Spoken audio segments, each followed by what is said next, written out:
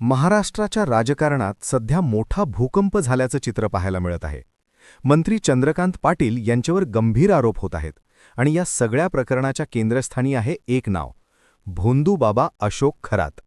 आता प्रश्न असा निर्माण होतो की हा फक्त राजकीय आरोपांचा खेळ आहे का, की यामागे खरंच काही मोठं सत्य दडलेलं आहे? आज आपण या संपूर्ण प्रकरणाचा सविस्तर आणि अनफिल्टर्ड आढावा घेणार आहोत. नाशिकमधील अशोक खरात, ज्याला अनेकजण भोंदूबाबा म्हणून ओळखतात, सध्या मोठ्या वादाच्या भोवऱ्यात सापडलेला आहे.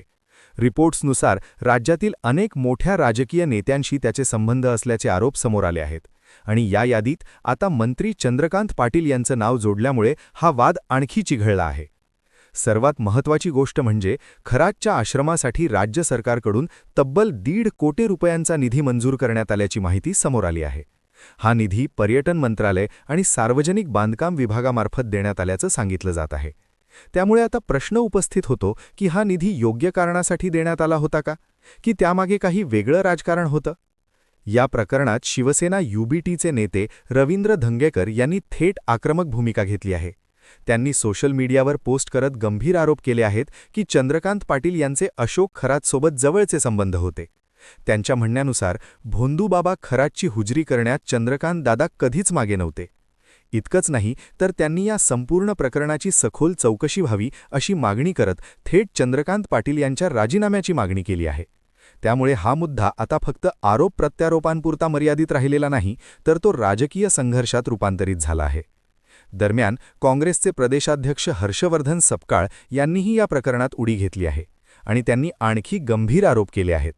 त्यांच्या म्हणण्यानुसार केंद्रीय गृहमंत्री अमित शहा यांचेही फोटो अशोक खरातसोबत समोर आले आहेत. त्यांनी असा दावा केला आहे की चंद्रकांत पाटील यांचे खरातसोबत अत्यंत जवळचे संबंध होते आणि या बाबीची सखोल चौकशी झाली पाहिजे. त्यामुळे आता हा वाद केवळ महाराष्ट्रापुरता मर्यादित न राहता राष्ट्रीय पातळीवर पोहोचण्याची शक्यता निर्माण झाली आहे. मात्र या सगळ्या गदारोळात सर्वात महत्त्वाचा प्रश्न अजूनही अनुत्तरित आहे. हे आरोप खरे आहेत का, की हा फक्त एक राजकीय डाव आहे? कारण सध्या जे काही समोर येत आहे ते प्रामुख्याने आरोप आणि दावे आहेत. अजूनपर्यंत या प्रकरणात कोणतीही अधिकृत चौकशी पूर्ण झालेली नाही किंवा ठोस पुरावे सार्वजनिकरित्या समोर आलेले नाहीत. त्यामुळे प्रेक्षक म्हणून आणि नागरिक म्हणून आपल्याला या प्रकरणाकडे संतुलित दृष्टीने पाहणं खूप आवश्यक आहे. जर भविष्यात या आरोपांमध्ये काही तथ्य आढळलं तर महाराष्ट्राच्या राजकारणात मोठा बदल होऊ शकतो आणि काही मोठे निर्णय घ्यावे लागू शकतात. पण जर हे आरोप खोटे ठरले तर हा एक मोठा राजकीय खेळ म्हणून समोर येईल, ज्याचा उद्देश फक्त प्रतिमा खराब करणं असू शकतो. त्यामुळे येणारे काही दिवस या प्रकरणासाठी अत्यंत महत्त्वाचे ठरणार आहेत. आता तुम्हाला काय वाटतं? चंद्रकांत पाटील यांनी या आरोपांमुळे राजीनामा द्यावा, की हे सगळं फक्त राजकीय आरोप आहेत?